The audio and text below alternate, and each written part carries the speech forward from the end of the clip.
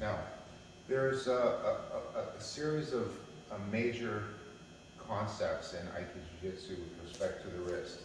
We've got Koda Hanari, which is a Z bar. We've got Koda Gaeshi.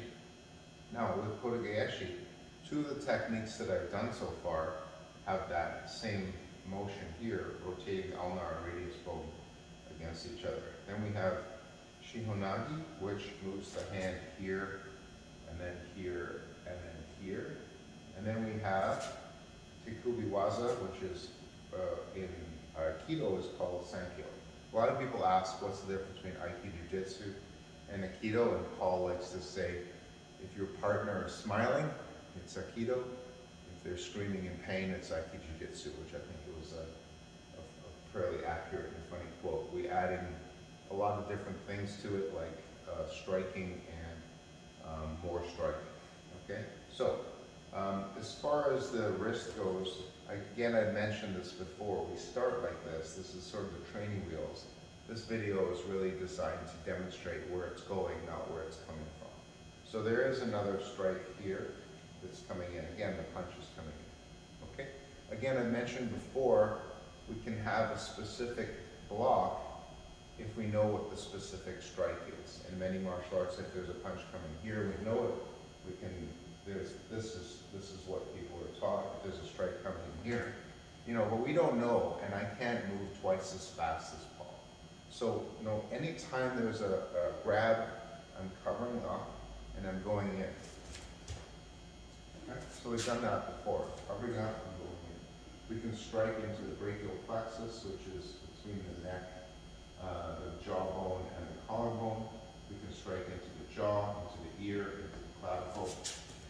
Things happen in those kind of conflicts. You don't know, but any one of those areas here are going to create the distraction or sakure. So punch comes in. One, strike in. Now, this is where we're going to grab the hand with a thumb up. We're going to go through, again, because Aiki, we're going to strike in, strike again. We're going to step deep in here and turn into Kubi Waza, and then strike again. So we've given him 3, 4, 5 strikes before the technique is on. This is what makes Aikido a little bit different. Now, some of the keys here are, this has to rotate into the center line. He has the possibility of hitting me in the back of the head by spinning around, so we always put our elbow in the back, slightly above the kidneys. This comes up, elbow in, and he starts to lose his balance. Now, we have a concept that my instructor, Sensei Horton, taught me, which is ABM. Always be moving. So I haven't moved at all. But if I was doing this technique and someone was attacking me, always be moving. ABM. Always be striking. ABS. Always be moving. Always be striking. Okay? So the punch comes in here, strike, strike.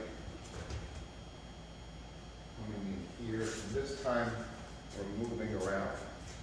This time we're moving him around, and we don't want to keep him here, so straight down. Now, we can follow to the ground if you want to have a technique that is a control technique. And I'll just show you a control variation of this. Now, this is different than, for example, if he's holding me and punching me. If someone's going to hold and punch you, I don't know if you want to secure them to the ground. I think you want to finish them off so that they're no danger to you. So, I'm not going to do this with a strike here. There may be the hand in the face or the push. This is not as violent as a punch. Okay? So as it comes into push from here, we're here, and I'm into the same technique here. And this time, instead of throwing him and stomping or finishing him off, I'm just going to gently guide him to the ground.